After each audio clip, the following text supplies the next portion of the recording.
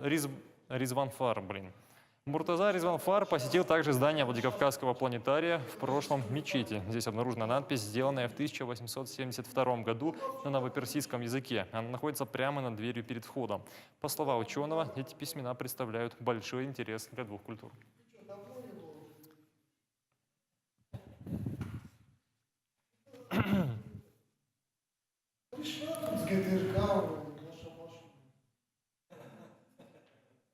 Ренессанс Сандизан.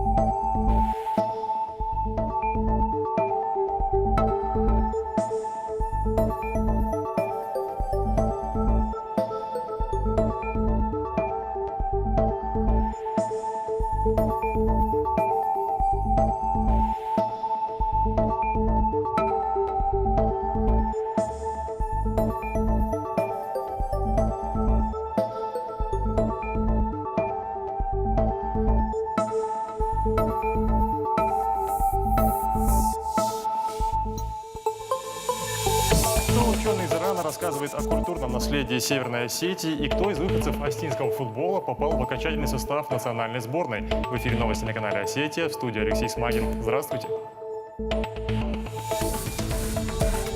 Град проблем. Разгулявшаяся стихия принесла жителям правобережного района немало бедствий. Серьезно пострадали сельскохозяйственные угодья. Без границ. Реабилитационный форум в Томиске собрал десятки участников. Люди с ограниченными возможностями здоровья продемонстрировали свои таланты. Ирон Нива. Участники этого клуба покоряют горы и наводят порядок. Они уже объехали весь Северный Кавказ и на этом останавливаться не собираются. Подробнее о необычном увлечении расскажем.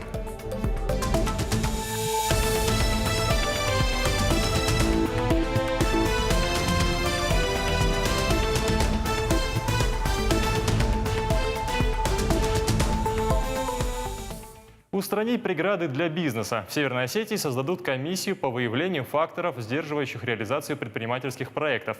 Об этом заявил глава республики Вячеслав Битаров на совещании с руководителями органов исполнительной власти.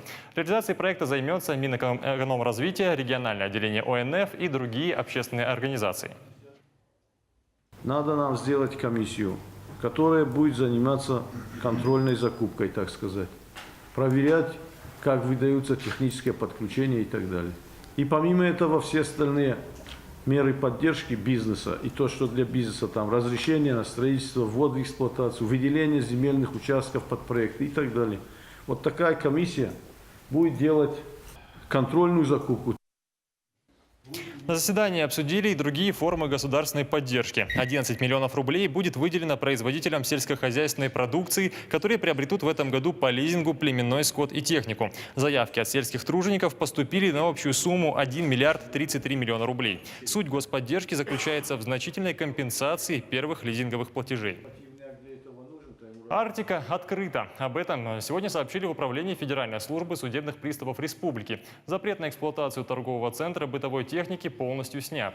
Соответствующее решение было принято на заседании Советского районного суда. Как говорится в сообщении ведомства, судебные приставы и исполнители городского отдела уже выехали на объект и вручили руководству постановление. Напомним, Арктику закрыли 22 мая из-за нарушения противопожарных норм. Сейчас объект работает в штатном режиме. Капризы погоды очень дорого обошлись жителям правобережного района. Недавние ливни и град принесли людям немало бед. И речь не только о вреде имущества. Под удар попали и фермерские угодья. Сельхозпроизводители подсчитывают нанесенный стихией ущерб. Из правобережного района репортаж Генриетты Албеговой.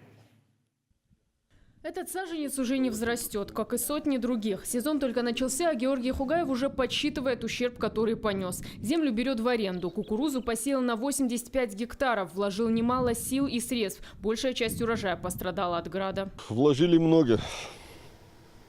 Ну, сейчас это что считать? Не знаю, что дальше будет. Ну, в основном, все, что можно было, все вложили. Занесли гербициды. И большинство полей практически уничтожило.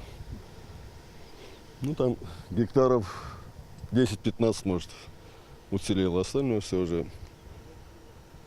Даже которые еще на корне, тоже повредили. Прошедший ливень не пощадил и другие поля в правобережном районе. Мало того, что урожай побило градом, так еще после сильных дождей выглянуло палящее солнце. Из-за таких перепадов земля покрылась коркой, и воздух перестал попадать в почву. От этого начали гибнуть и те саженцы, которые град обошел стороной.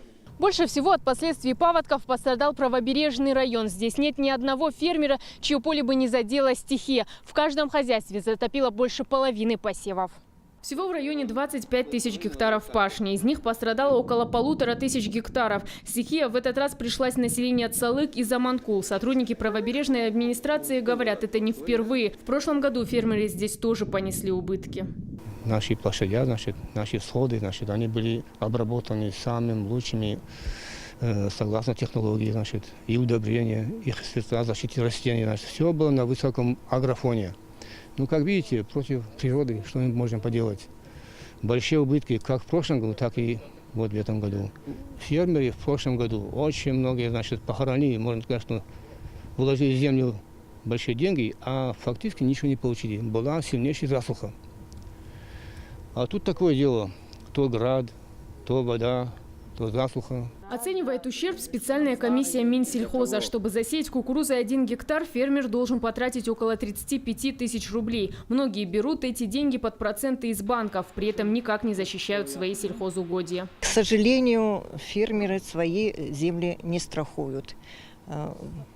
Это для них накладно. Единственное, на что могут рассчитывать сельхозтоваропроизводители, это то, что банки им сделают отстрочку по платежам, и налоговая тоже сделает какие-то отсрочки. В правобережном районе пострадало 26 хозяйств. Будут ли фермеры пересевать кукурузу и есть ли на это средства, пока неизвестно. Сейчас главное сохранить то, что осталось, и надеяться на хорошую погоду. Генрета Албекова, Александр Каджаев. Новости Осетии. Ну а сейчас настало время главных новостей, которые сегодня обсуждают федеральные СМИ. О них нам коротко расскажет Белла Бекоева. Белла, здравствуй. Что нового? Здравствуй, Алексей. Дмитрий Медведев подписал постановление о том, что теперь мат-капитал можно будет использовать на перекредитование. А для иностранных болельщиков открыли безвизовый въезд в Россию. О самых актуальных новостях прямо сейчас. Материнский капитал теперь можно использовать на перекредитование. Соответствующее постановление подписал премьер-министр России Дмитрий Медведев. Об этом он сообщил на совещании с вице-премьерами. Председатель правительства уточнил, что до сегодняшнего дня средства от капитала можно было использовать на перекредитование ранее выданных кредитов под строительство и приобретение жилья. Но только в том случае, если эти финансовые обязательства возникли до рождения второго или последующих детей. Теперь деньги можно расходовать на перекредитование, в том числе ипотечных займов, вне зависимости от того, когда возникла такая необходимость, до или после рождения второго ребенка или последующих детей. Вице-премьер Татьяна Голикова обратила внимание на то, что в последнее время в России произошло снижение ставок по ипотеке, и много семей выразили желание направить мат-капитал на рефинансирование кредитов. По ее мнению, новой возможностью могут воспользоваться почти 2 миллиона семей.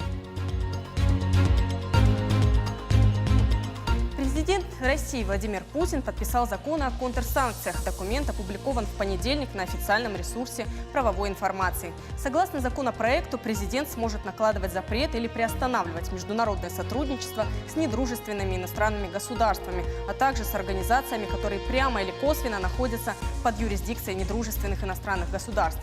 Также может вводиться запрет или ограничение на ввоз и вывоз продукции или сырья такими организациями, а также на их участие в госзаказе и приватизации.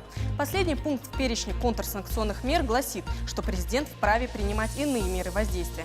Кстати, действие закона не распространяется на жизненно необходимые лекарства, а также на товары, которые граждане приобретают для личного пользования. Отметим, что теперь под контрсанкции может попасть российская компания с любой долей иностранного участия.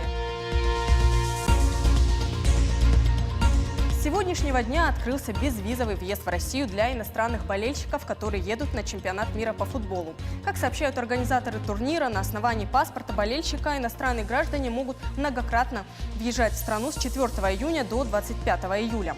Ранее заявки на получение таких паспортов подали почти 1 миллион человек, около 40% это россияне. Паспорт болельщика можно предъявлять как на заламинированном бланке, так и в распечатке электронной версии. Организаторы Мундиаля отметили, что в аэропортах городов, где пройдут матчи, и в 8 автомобильных пунктах пропуска через границу России в Ленинградской и Калининградской областях будут работать пункты технической поддержки болельщиков. Кроме того, футбольные фанаты также при предъявлении паспорта болельщика смогут воспользоваться правом безвизового транзитного проезда через Беларусь. Напомним, чемпионат мира по футболу будет проходить с 14 июня по 15 июля в 11 российских городах. Алексей, на этом у меня все. Мы будем и дальше следить за развитием событий. Белла, спасибо. Ну а мы возвращаемся к новостям Северной Осетии. Ученые из Ирана изучают культурное наследие Северной Осетии. Муртаза Ризанфар приехал в республику уже во 2-й раз, чтобы исследовать общие корни Ирана и Осетии. Ученый уже пообщался со своими коллегами, историками, археологами. Он выезжает и в горные районы нашей республики, где также проводит исследовательскую работу. Результаты своих трудов в виде научных статей ученый публикует в периодических изданиях. Муртаза Ризанфар посетил также здание Владикавказского планетария в прошлом мечети. Здесь обнаружена надпись, сделанная в 1872 году на новоперсидском языке. Она находится прямо над дверью перед входом. По словам ученого, эти письмена представляют большой интерес для двух культур. Над дверью написано, что иранцы являются созидателями, куда бы они ни пришли, и по своему величию мечеть касается небес. Эта мечеть для Осетии является символом гостеприимства вашего народа по отношению к иранцам, которые в силу экономических и политических проблем в начале XIX века пришли сюда.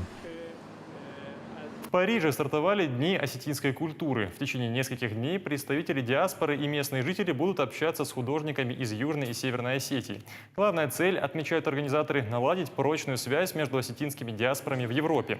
Впереди участников ждут круглые столы, выставки и мастер-классы. В этом году Дни осетинской культуры открывает круглый стол под названием «Осетия. Вчера, сегодня, завтра».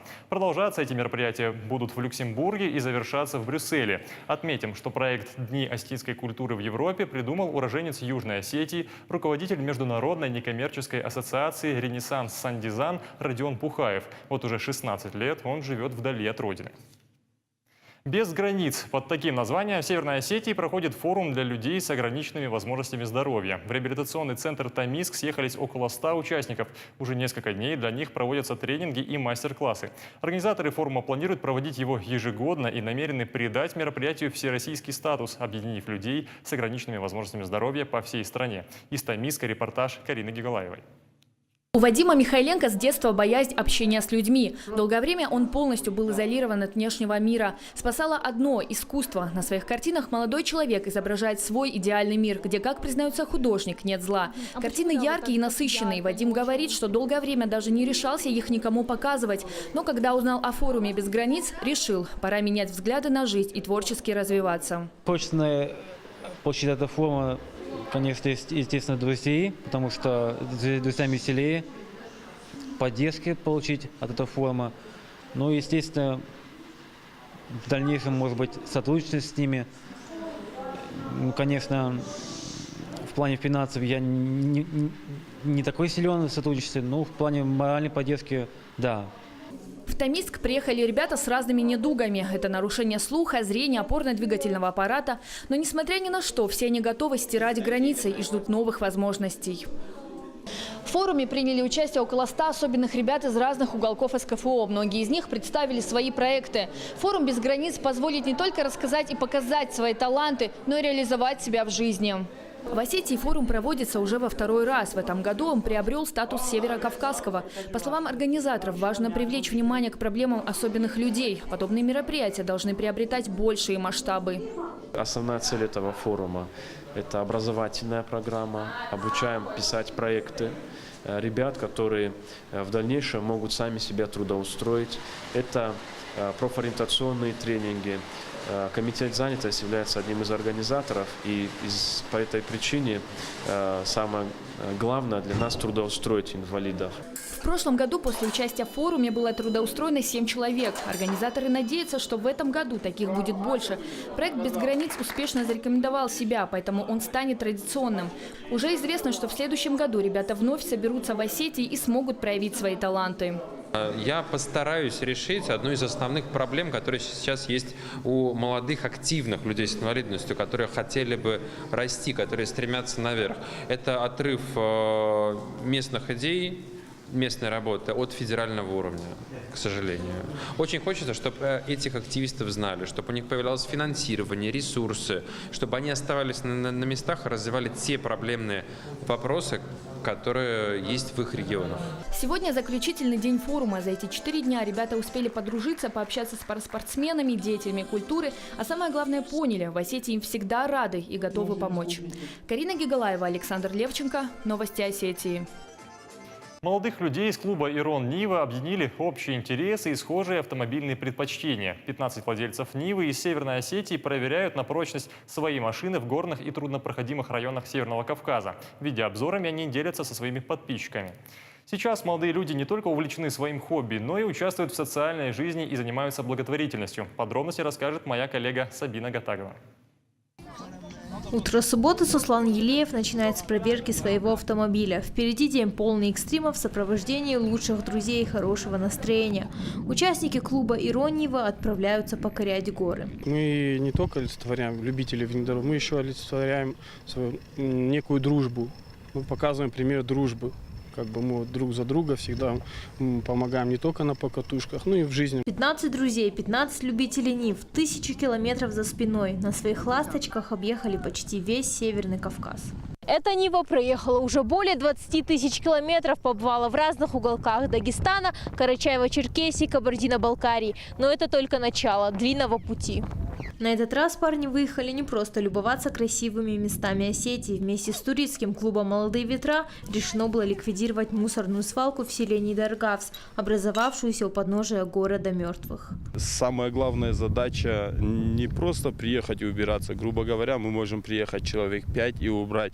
Мы хотим, чтобы через массы, через людей до остальных достучаться, до тех, которые мусорят, достучаться, и чтобы они перестали мусорить. И если хотя бы даже не убирать, просто не мусорьте. Любители внедорожной езды, как оказалось, еще и благотворители. Ребята взяли под попечительство детский дом в селении Дурдур. 2 раза в год мы к ним приезжаем, устраиваем им праздники. Вот буквально День защиты детей мы к ним привезли наших певцов, наших звезд: Артура Халатова, Маю, Мадину Зангиеву, Рому Джихаева, да, Тайсаева Олега и аниматоров, и сделали им небольшой концерт. Своему хобби посвятили уже 2 года. На этом останавливаться не собираются. В планах у молодых людей организовать массовый автопробег в Крым. К нему могут присоединиться все желающие. Сабина Гатагова, Александр Левченко. Новости Осетии.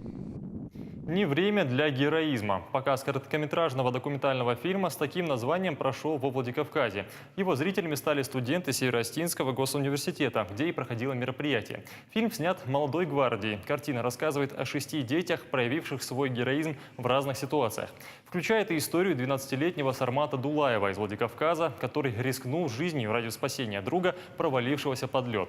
Идея фильма принадлежит Денису Давыдову, председателю Координационного совета молодой гвардии, режиссер Алана Схабребова. Для нее это первый подобный опыт. На создание фильма ушло всего 3 недели. Авторы отправили свою работу на 71-й Каннский международный фестиваль. Жюри высоко оценило картину, и авторов пригласили во Францию на презентацию. В планах у режиссера фильма Аланы Схабребовой снять 2-ю часть фильма.